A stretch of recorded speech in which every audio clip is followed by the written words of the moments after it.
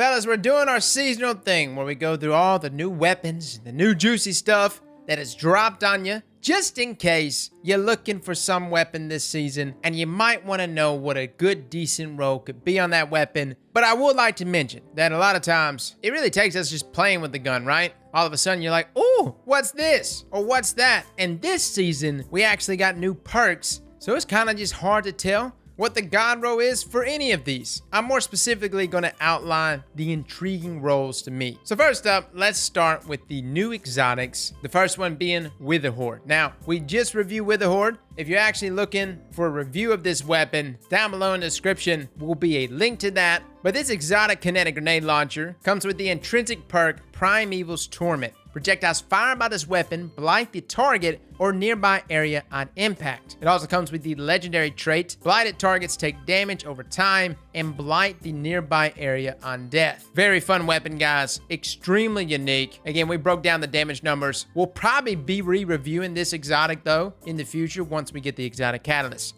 Now moving on to our second and only other exotic, at least so far. I'm sure there's going to be more as the season progresses, but this was a funny one, man. Traveler's Chosen has returned to us as an exotic sidearm. This was that broken, janked up sidearm that we had back in the beginning of D2. And it's returned as a 300 round per minute sidearm in Season of Arrivals, putting it in the same archetype as things like Drank. It comes with the exotic perk Gathering Light. Each final blow with this weapon grants a stack of Gathering Light. Guardian Defeats adds 3 stacks. Consuming those stacks grants melee, grenade, and class ability energy based on the number of stacks that you have. Now, it also comes with the trait Gift of the Traveler. Each stack of Gathering Light improves the weapon's reload handling and target acquisition. This is actually pretty crazy. No, it doesn't necessarily boost the lethality of the weapon in terms of damage dealing perks, but a 300 round per minute sidearm already has a 0.6 time to kill value. Most of them just don't have the stats to keep it consistent at decent ranges. Lo and behold, Traveler's Chosen here has 82 range, man, and 68 stability. It's actually pretty nice. Now, where you actually get this exotic, the database says it's linked to Zavala some way. We may already even have the quests in our inventory, but I was so busy yesterday doing dungeon-related stuff and other things that I haven't gotten around to actually going after this sidearm if it's actually available for us to chase. Regardless, though, this one's looking to be a juicy one. Now, moving on. Next on our list are actually the Prophecy dungeon weapons. Weapons that you can actually get from doing the new dungeon, which, by the way, is absolutely amazing. You're seeing gameplay of it in the background. I didn't make a guide on it. Probably should have. I don't know, guys. I'm terrible with guides, dude. If you want a half-baked guide, I can make that all day. But if you want a really detailed guide, many other PvE players out there can set you up in the right direction. But as far as what you can get from that dungeon, we've got some returning favorites. First up, we have the Ikelos hand cannon. Oh, a 180 round per minute hand cannon. That was a lot of people's favorite back in year 1. Now, with its return is actually the return of Seraph rounds.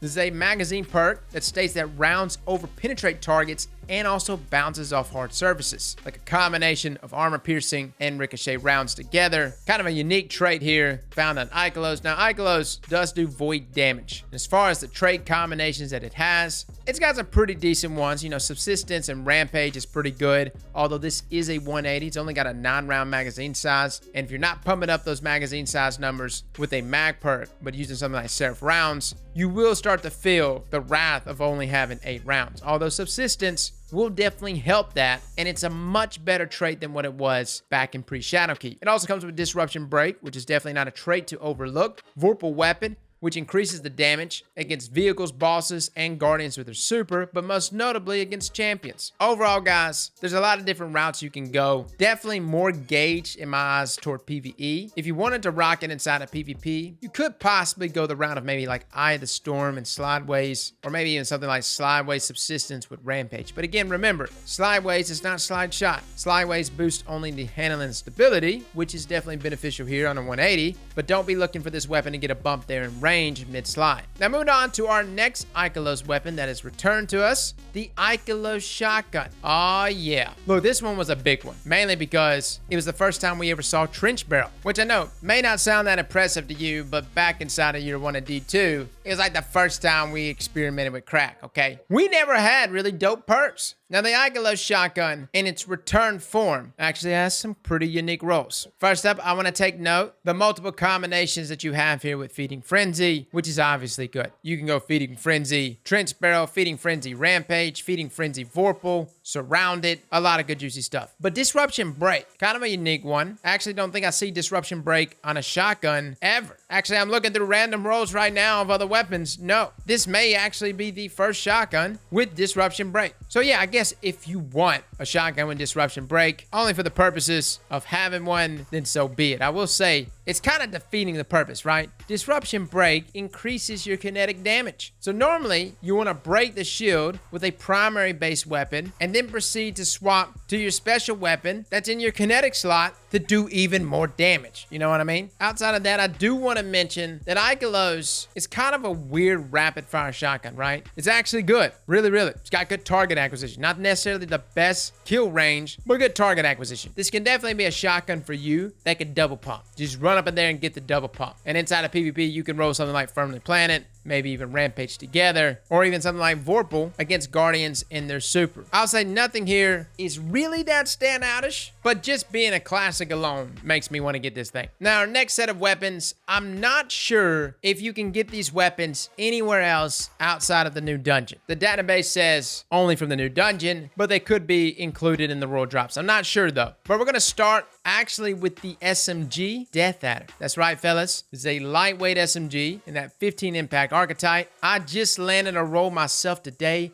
and my God, is it nasty. There's a lot of comments about SMGs over the years. Elliott was the big one in year one. Recluse was the big one when it came out. But there was one SMG that many people have said, even on console, that it was unmovable, unshakable. The recoil was so manageable. It was beautiful. And that was, of course, Death Adder. Now, you're probably looking at it right now and you're like, oh my God, Cross, that almost looks like the Holy Trinity. And you're right. Accuracy rounds for that bump in range. Dynamic sway, which, by the way, got a buff in this sandbox, which we haven't even gone over sandbox notes yet. That's my fault. I'm sorry. We will, I promise. And rangefinder. Now, it's not quite the Holy Trinity because there's not scopes here. It's barrel perks. There's nothing increasing the zoom. But those things combined is going to make this SMG extremely consistent while maintaining great range with rangefinder. Now, is that the god roll to have on this SMG? That is, of course, if you want to main the weapon, right? If you want to have it out in your hands and just be chewing through people, that would be the role that I would go for. The other role that I would possibly go for, if you're looking to pair this weapon with, say, something like Revoker, if you didn't want to use Recluse, you can go Quick Draw, maybe even Quick Draw, Dynamic Sway, or even Quick Draw and Hipfire. Remember, Hipfire Grip actually got a buff in this sandbox. I haven't informed you properly of this, but yes, Hipfire Grip got a buff. So it's definitely something we don't want to overlook on these weapons. Disruption Break is always a good one, and considering it does solar damage, combining something like Disruption with, say, auto-loading holster, and utilizing its shield breaking capabilities while combining it with a heavy damage dealing kinetic. There's a lot of different routes you can go here with Death Adder, guys. Again, I used a roll earlier today, and it wasn't even the god roll. It was a good roll. It was like a rangefinder, feeding frenzy roll. Not necessarily the best. The main takeaway from that roll was I wanted to see how it felt with rangefinder,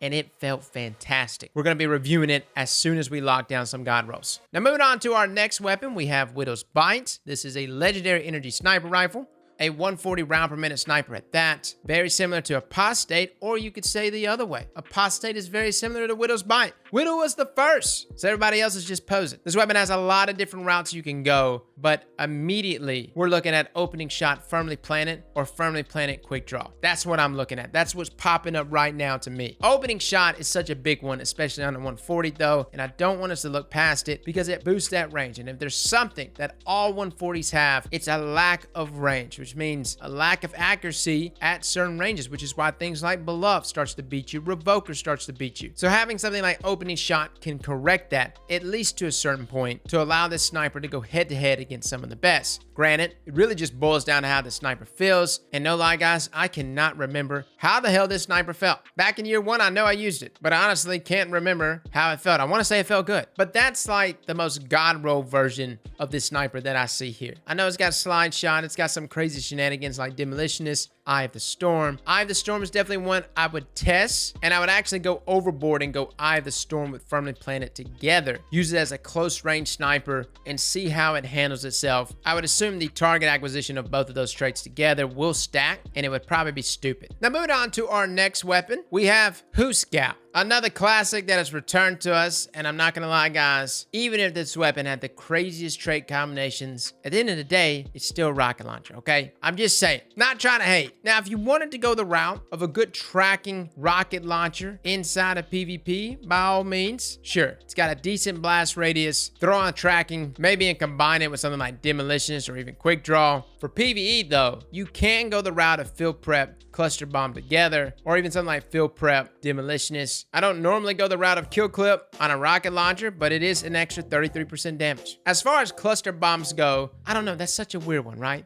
Like, I don't necessarily know if clusters really help all that much. Yes, it does tag on a little bit of extra damage in terms of that AoE damage, but it can take away from your single shot damage. So you might want to just go the route of something like Field Prep and one of these other traits. And remember guys, impact casing is your friend inside of PvE. Now moving on to our sword, Negative Space. Not exactly a pretty sword, but it is a different one because it actually comes with Disruption Break. And I don't know what the deal is with Disruption Break, but it's like on all of these weapons. Now, the reason why I mentioned that it's unique is because no other sword has Disruption Break on it. So for those moments that you do want to apply Disruption Break and do increased damage with your kinetic weapon, voila. Now granted, if you got your sword out, you might as well just go ahead and kill him with your sword, right? I know, it doesn't make a lot of sense. As far as the other trait combinations that are always a great option, especially on an adaptive frame, you've got Relentless Strikes and Whirlwind together, which is always an excellent combo. Surrounding used to be one I used to really like on swords, but I found myself dying too much, trying to proc Surrounding and Surrounded Spec.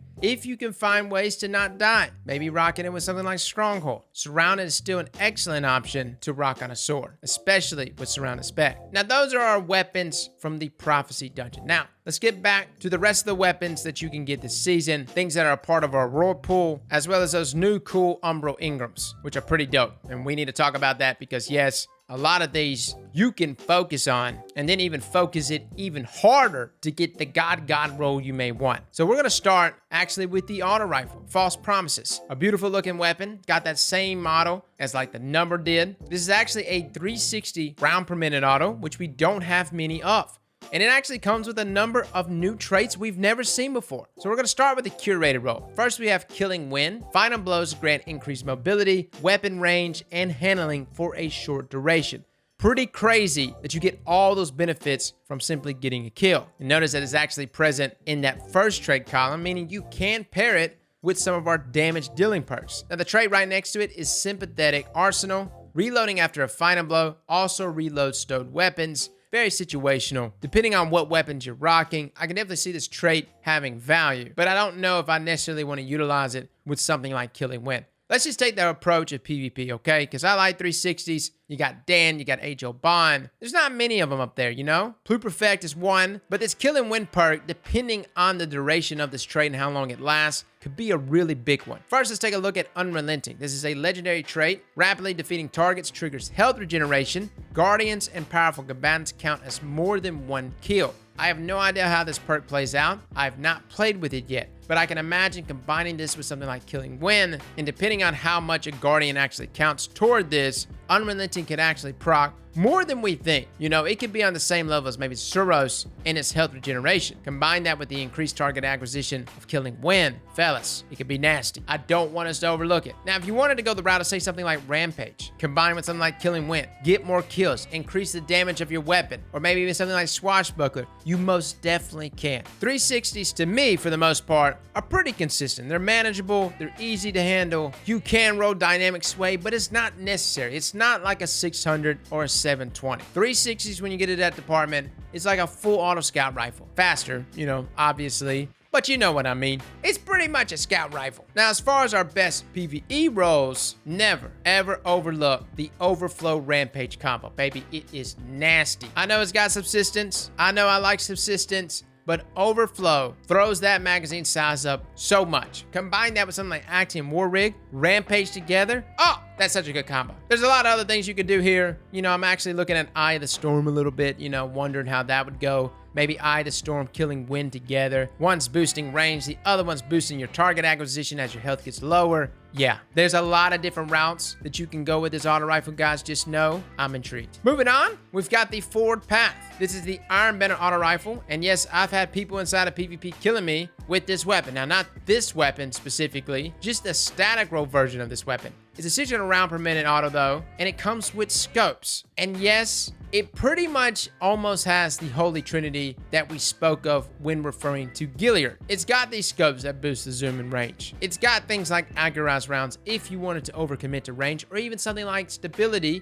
with steady rounds. It's got dynamic sway, which got a buff, as well as damage dealing perks like multi-kill clip, swashbuckler, but it also has 2 new traits that I've never seen before. First up, Iron Grip. Massively improves weapon stability at the cost of reload speed. Now, it's actually a pretty ginormous drop there in reload speed. Minus 40 does give you a plus 20 stability. So it's really going to have to make us sit there and scratch our heads and ask, is it worth it? The other trait is Iron Gaze. Massively improves weapon target acquisition at the cost of weapon range. A plus 20 in aim assist, but a minus 40 in range. Holy balls, fellas. That is something else. First up, the aim assist on this weapon is 71. So you're going to be sitting at 91 range. You throw in a target acquisition perk. Now you're going to be sitting with even more aim assist. Yeah, you get the point. The problem is you're going to be walking around with like 10 range, 15 range. You'll gain some zoom, but this really makes me scratch my head and wonder, how far can we go? Can we do something crazy? Can we go with the highest zoom scope here, like Rifle Scope ST?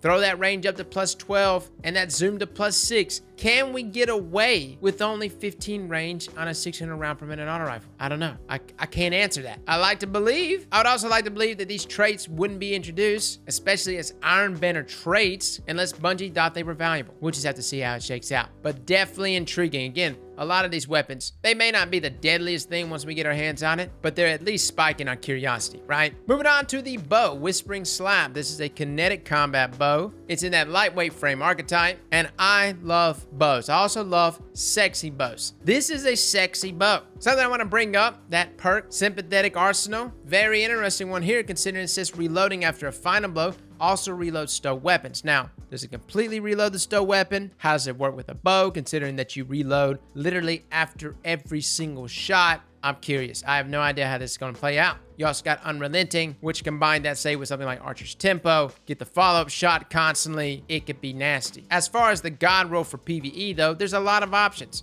Archer's Tempo is always a great route to go. You can go to Archer's Tempo, Vorpal, Archer's Tempo, Demolitionist, Archer's Tempo, Swashbuckler. A lot of different routes here for PvE. But for PvP, this is where the weapon starts to get very interesting. First up, Opening Shot. You don't always need it on a bow, but sometimes you like it. That increased range and accuracy, very nice. You're pretty much always on the opening shot of the attack because of draw time. Combine that with, say, something like Killing Wind or even Archer's Tempo together, or even Hipfire Grip or Firmly Planted. My lord, there's so many options. I don't even know. Can you imagine a bow, though, with Firmly Planted and Opening Shot together? Like, will you miss? I don't think so. The bow just aims for you, right? I love it. Definitely a weapon we're going to have to review very, very soon. Moving on to a pulse rifle called Cold Denial. A sexy, beautiful weapon in the 340 round per minute archetype, which just got a buff. Fellas, it looks good. First up, stat-wise, I want to just say off the bat, this was pretty impressive. And we're not even really into the perks and traits yet, but it comes with some good stats, good stability, good range. I think it may definitely have a fighting chance in this sandbox. As far as the traits, it's got the new traits Unrelenting, as well as Sympathetic Arsenal. But considering that this is a high-impact pulse rifle, which, by the way, intrinsically comes with high-cal rounds, so you don't necessarily have to load it out with high cal. Killing Wind boosts the range and handling, okay? That's a big one. Handling for sure. I don't like the handling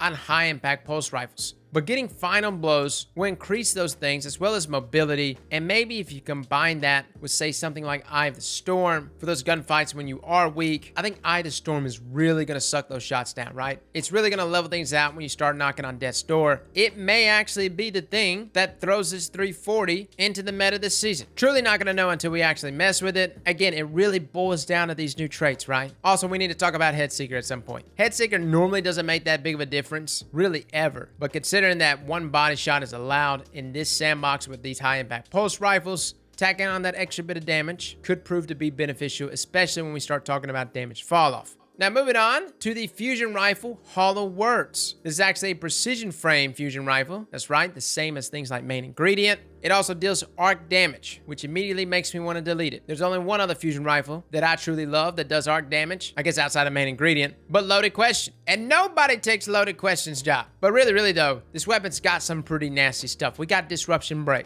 And again, I've said Disruption Break probably like 20 times today. But Disruption is always a nice trait, even on a fusion rifle. Although similar to other special weapons with Disruption Break, you gotta ask yourself, really? Are you gonna get the shot off and then proceed to swap to your kinetic primary? Come on, it just doesn't work that way. Something else I was curious about though, is actually killing wind on this weapon. Depending on how much it actually boosts that range, you could probably get some crazy mapping capabilities. Maybe even combine that with something like Backup Plan. Could be nasty. Maybe go the route of Unrelenting. I don't know. A few options here, though, that makes it a great choice for PvE, though. Vorpal, Surrounded, Disruption. Really, guys, don't overlook those traits, even on something like a fusion rifle. And 740 is a pretty solid archetype. Now, next up on the list, we have Truthteller. This is an energy grenade launcher in that lightweight frame, shoots at 90 rounds per minute. And yes, it's the dead orbit grenade launcher, right? I think many of us go, oh, wait, man, we've got tons of grenade launchers. The hell's the point of this one? Well, look no further. It comes with multi-kill clip on a grenade launcher. The hell is that? Combine that with Feeding Frenzy. Fellas, we got a nasty roll right here, okay? I mean, that's just hands down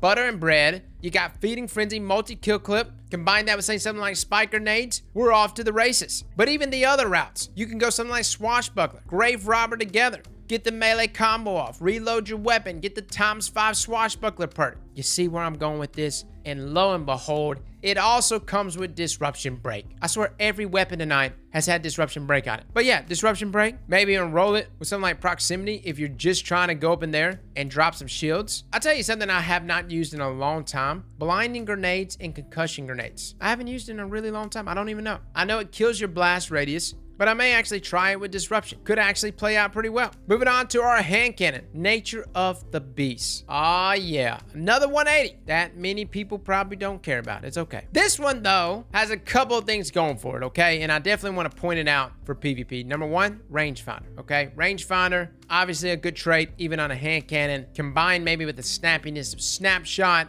You're not taking a 180 round per minute hand cannon that normally doesn't really feel that good, but those things together is going to make this hand cannon feel a lot better and stay a lot consistent. Now, granted, 180s have a 1 second time to kill. So a lot of people are going to immediately vault this thing or tear it down because it doesn't come with kill clip or multi-kill clip or some damage dealing perk. But I urge you to give it a try. The other trait combinations that look interesting, I like Subsistence with Dragonfly. It does have a good sized magazine for a 180. It also comes with Vorpal, which is always an excellent perk, especially when dealing with champions. Our next weapon on the list, we have First In, Last Out. This was a slug shotgun way back when. And yes, slug shotguns also got a buff in this sandbox, a pretty substantial one at that. But this one has all the right stuff for PvP that I really wanted to touch on, as well as some good stuff for PvE. But first up, opening shot, slide shot together. Yes, they stack. Never tried it on a slug shotgun. Could be pretty nasty. Could potentially touch chaperone levels of range. As far as PvE goes, though, you do have Vorpal. You've got Surrounded.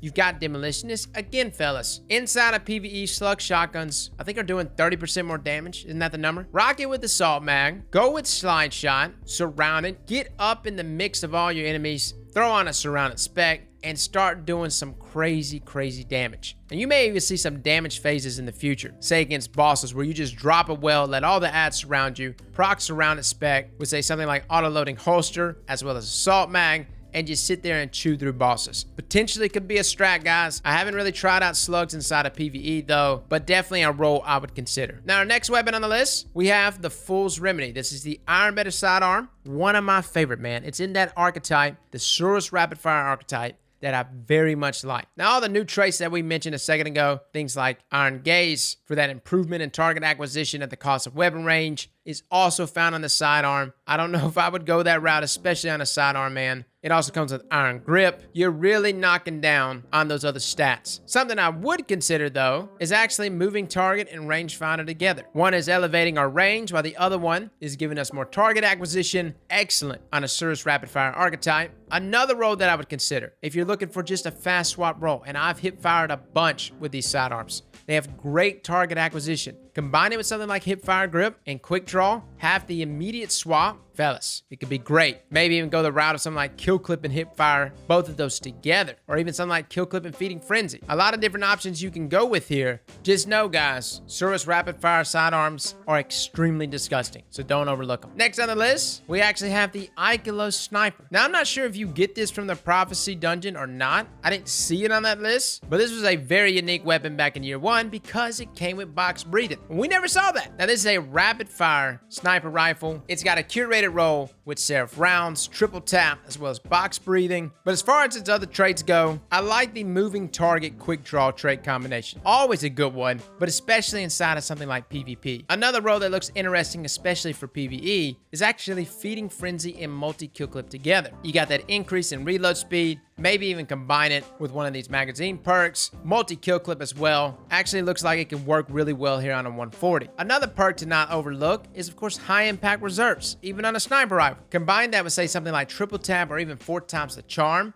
You get to the bottom end of that magazine, you're proccing that trait, it's reloading the mag, but it's keeping it just low enough to keep high impact reserves constantly procced, allowing your sniper to deal more damage. Now, of course, we'll have to sit down and actually weigh the damage numbers against each other, but it could be a viable role on this sniper. Next on the list, we have the Ikelos SMG, another popular one back in year 1. So many people swore up and down about this SMG. It's in that aggressive frame archetype, and it comes with things like disruption break, dynamic sway. Hell, if you wanted to go with a super accurate roll, you can even go something like dynamic sway and tap the trigger together with some range boosting perks, surrounded subsistence, a lot of good rolls. I never actually even got to play with this SMG on PC, so I don't even know how it played with mouse and keyboard. I never really cared for it that much on controller. Granted, I was pretty much married up to Stochastic all of year 1, but that was mainly because of tap the trigger on Stochastic, which really makes me wonder how this SMG is gonna feel with something like tap the trigger,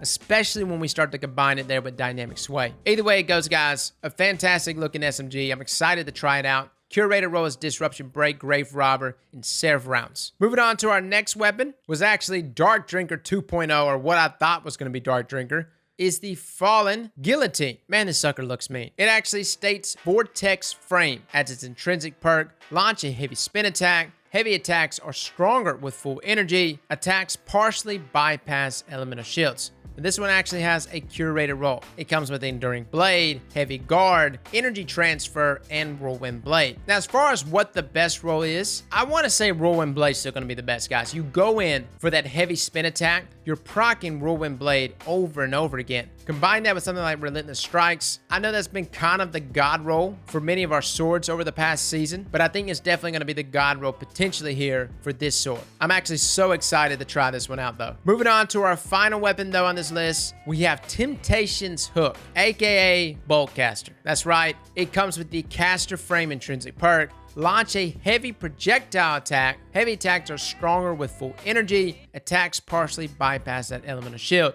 Again, like our Dark Drinker 2.0, it comes with a curated roll as well. Honed Edge, Balanced Guard, Tireless Blade, and Surrounded. Now, you can deal range attacks with this sword. And by the way, guys, this is absolutely wild that these swords are legendaries instead of exotics. I really hope the damage can match that of what the exotics used to do back in D1. But as far as the best trait combination, I don't really know here, man. Surrounded seems like it would be a good one naturally on any sword, but you're dealing range attacks with this sword. So I feel like a lot of times you're going to be out of range and Surrounded won't be procced. You do have Whirlwind Blade, which definitely boosts the damage up, but you also have Vorpal Weapon. And maybe you just want to deal flat static damage from a distance against something like a champion. I think there's a lot of different routes you could go. Really, for me, it's going to just completely depend on that caster frame, right? So guys, that is your weapons for Season of Arrivals. Holy hell, before I let you go, we almost missed one more weapon. It's a grenade launcher, Berenger's Memory. Hope I'm saying that right. This is actually a rapid fire frame grenade launcher, shooting at 150 rounds per minute, and these are its random rolls. No lie, guys, I think 150s have pretty much phased out, right? I don't use 150s much. I use 120s still.